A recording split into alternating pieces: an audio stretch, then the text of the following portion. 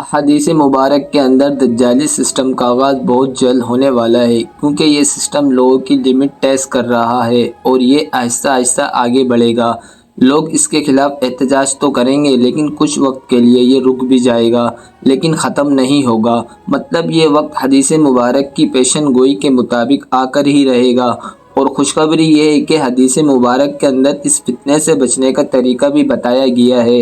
اور وہ طریقہ یہ ہے کہ وارن کیا گیا ہے کہ سسٹم کے خلاف بغاوت کرنے کے لیے کوشش نہ کرنا، ورنہ مارے جاؤ گے تب تک جب تک کہ حضرت عیسیٰ علیہ السلام کی واپسی نہ ہو جائے۔ اور اب سمجھ سکتے ہیں کہ اتنا بڑا انسانوں کی آزمائش کا فتنہ ہو اور اللہ کے رسول صرف اس کے بارے میں آگاہی دے کر لوگوں کو اس سے بچنے کا طریقہ نہ بتائیں، یہ تو پاسبل ہی نہیں ہے۔ حالانکہ رسول نے اس سے بچنے کا طریقہ فرمایا ہے کہ جب یہ فتنہ اپنے عروج پر ہو تو پہاڑوں پر چلے جانا اور سورۃ الکہف کی ابتدائی 10 آیت کو یاد رکھنا، اور انہی دو چیزوں کے اندر ان ایجاد کا راستہ چھپا ہوا ہے۔ اور میں آپ کو آگے جا کر ایکسپلین کرتا ہوں کہ کیسے سورہ کہف کی ابتدائی 10 آیت کے اندر ایمان والے اور نیک لوگوں کو صبر کرنے کے بدلے انتہائی نیک اجر کی خوشخبری سنائی گئی ہے، یعنی اس فتنے کے دور کے اندر صبر کرنا اور اکیلے اس کے خلاف بغاوت کرنے کی کوشش نہ کرنا، یہ اللہ کے رسول کی نصیحت ہے۔ اور دوسرا، انہی آیت کے اندر اصحاب کہف کا بھی ذکر ہے، جن کی پوری قوم کافر ہو چکی تھی، ان کا بادشاہ بھی کافر تھا، اور ان سب کو چھوڑ کر یہ تمام مسلمان جو کہ اس وقت کے مسلمان تھے پہاڑوں میں اکیلے چلے گئے، صرف اور صرف اللہ پر توکل کر کے اپنے ایمان کو بچانے کے خاطر۔ اور بالکل یہی پر آتا ہے نجات کا دوسرا حکم، جو کہ حدیث مبارک کے اندر بھی سیم انہی الفاظ کے ساتھ موجود ہے کہ اس فتنے سے بچ کر پہاڑوں میں چلے جانا، یعنی ان ویران جگہوں کے اندر جہاں پر اس فتنے کی پہنچ نہ ہو، کیونکہ یہ شہروں کے اندر آبادی والے علاقوں کے اندر بہت زیادہ شدید ہوگا۔ اور ظاہر ہے کہ ایسا اس وجہ سے ہوگا کہ ٹیکنالوجی نے شہروں کے اندر لوگوں کو اپنا غلام بنا لیا ہوگا۔ اب آتا ہے یہاں پر سب سے مین سوال کہ اس ویرانے کے اندر آپ سروائیو کیسے کریں گے؟ اس کا سمپل جواب یہ ہے کہ جانوروں جیسے کہ بھینس، بکری، گائے کے دودھ پر، مرغی کے انڈوں پر، اپنے خود کے بنائے گئے گوشت پر، یعنی جانوروں کے گوشت پر، اپنی خود کی سبزیاں اگا کر، اپنا اناج اگا کر اور اپنے گھر کو گھرانے کے اندر بنا کر، اور اس کے علاوہ جروں سے پانی پی کر آپ اپنی زندگی کو قدرتی طور پر آسانی سے گزار سکتے ہیں۔ جہاں پر اس سسٹم کو غلام بنانے کی کوشش کے باوجود بھی کوئی کامیابی حاصل نہیں ہوگی، اور نہ ہی اب زبردستی اس کا حصہ بن سکیں گے، اور نہ ہی یہ سسٹم آپ کو بلیک میل کر سکے گا۔ اور اسی لیے میں آپ کو ایڈوائز کرتا ہوں کہ بینکوں کے اندر پیسہ رکھنے کے بجائے بڑے بڑے گھر، گاڑیاں اور لگژری پر پیسہ اڑانے کے بجائے زمین خریدنا شروع کریں، اور آپ کی یہی زمین آپ کو اور آپ کے آنے والی نسلوں کو اس فتنے کے دور کے اندر نہ صرف زندہ رہنے کے لیے بلکہ سروائیو کرنے کی جگہ پر پرووائڈ کرے گی، اور آپ کو کھانا بھی دے گی۔ اس لیے آپ جتنا جلدی ہو سکے اسی زمین سے اور نیچر سے دوبارہ جڑنے کی کوشش کریں، کیونکہ اس ٹائم کے اندر یہ زمین آپ کو کھانا بھی دے گی، رہنے کی جگہ بھی، اور آپ کو سروائیو کرنے کا موقع بھی۔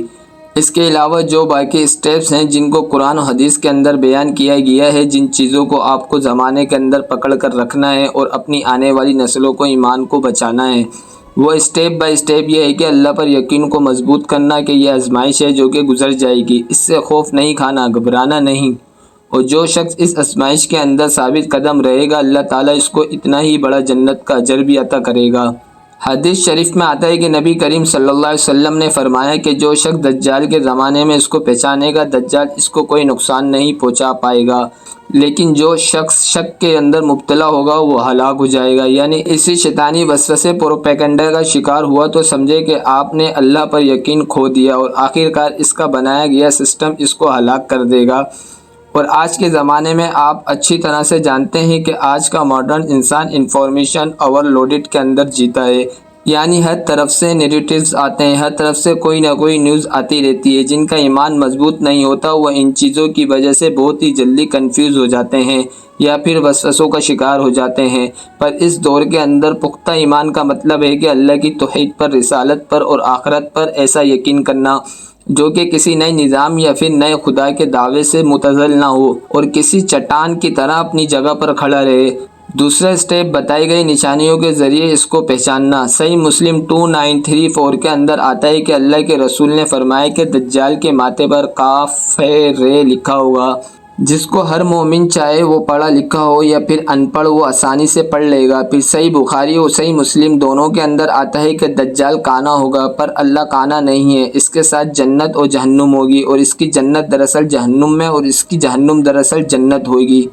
آج کے دور میں اگر اس کو دیکھیں تو ایک آنکھ کا مطلب ہے ایک طرفہ نظریہ، جو صرف دنیا کو دیکھے، آخرت کو نہ دیکھ سکے۔ آج کا اسکالر نظام بھی یہی کرتا ہے کہ ان چیزوں کو دکھاتا ہے جو کہ دراصل ہوتی نہیں ہے اور آپ کو گمراہ کرنے کے لیے بنائی جاتی ہے۔ اور دجال کی جنت اور جہنم کا مطلب ہے کہ جو چیزیں آپ کو دنیا میں آرام دہ لگے، آپ کو سکون دے، لگژری فیلنگ دے، مثلا سود، بے حیائی، طاغوت کی اطاعت، اور دراصل دنیا کے اندر اس کی جنت ہے لیکن اصل میں وہ آخرت کی جہنم ہے۔ اور جو چیزیں آپ کو مشکل لگے، مثال کے طور پر عبادت، قربانی، اللہ کے لیے گناہوں کو چھوڑ دینا، دراصل وہ آخرت کی نجات ہے۔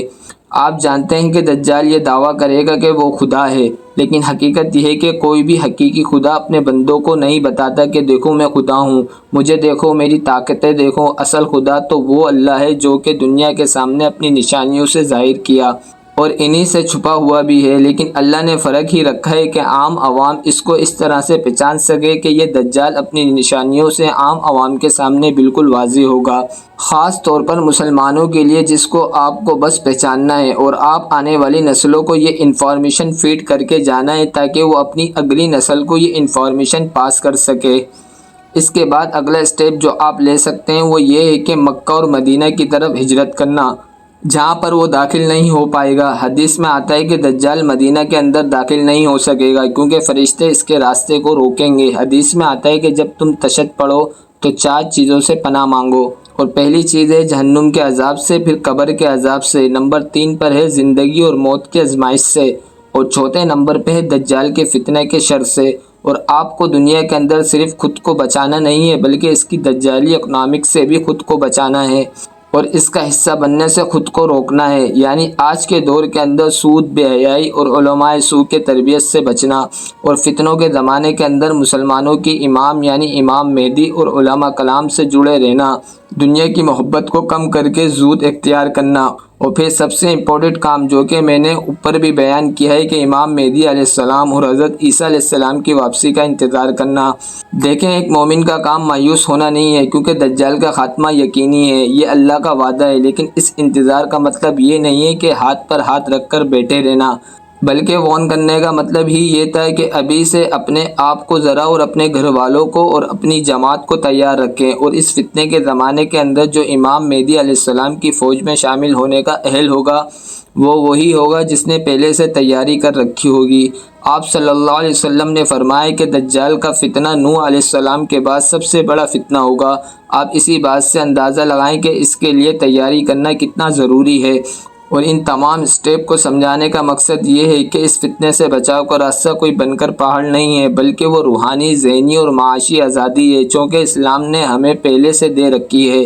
دجالی نظام کا سب سے بڑا ہتھیار یہ ہے کہ آپ اس کے بغیر جینا سیکھیں، اس کے غلام بن جائیں جس غلام کی کوئی مرضی نہیں ہوتی۔ پر سچ یہ ہے کہ بغاوت آپ کو تکلیف تو دے گی لیکن زندہ بھی رکھے گی۔ جس طرح سے جنگوں کے بعد ملک تباہ ہو جاتے ہیں، ہزاروں لاکھوں لوگ مر جاتے ہیں، لیکن پھر بھی اسی نظام کے اندر ہم دیکھتے ہیں کہ پہلے سے تیاری کرنے والے لوگ کسی نہ کسی طرح سے سروائیو کرتے رہتے ہیں۔ بس آپ کو بھی اسی طرح سے ان تمام دنیاوی سہولتوں کو چھوڑ کر بس سروائیو کرنا ہے، کیونکہ اس آزمائش کے اندر صرف دنیا دار لوگ مارے جائیں گے اور اللہ پر یقین رکھنے والے لوگ ہی زندہ بچیں گے، کیونکہ اصل آزادی وہاں سے شروع ہوتی ہے جب آپ یہ نعرہ لگاتے ہیں کہ میں صرف اللہ کا محتاج ہوں۔ اللہ تعالیٰ سے دعا ہے کہ وہ اس فتنے کے دور سے اندر ہمیں ہر طرح کی آزمائش سے بچائے۔ لیکن اس ویڈیو کو اپنے چاہنے والوں کے ساتھ بھی انفارمیشن کے طور پر اور اویئرنیس کے طور پر ضرور شیئر کیجیے گا۔ اگر یہ ویڈیو آپ کو اچھی لگی اور اس سے کچھ نیا جاننے کو ملا تو اس ویڈیو کو ضرور لائک کیجیے گا، اور اب میں ملوں گا آپ سے ایک ایسی ہی نئی انٹرسٹنگ ویڈیو میں۔ تب تک کے لیے اپنا بہت سارا خیال رکھیے گا۔ Thanks for watching this video. اللہ حافظ۔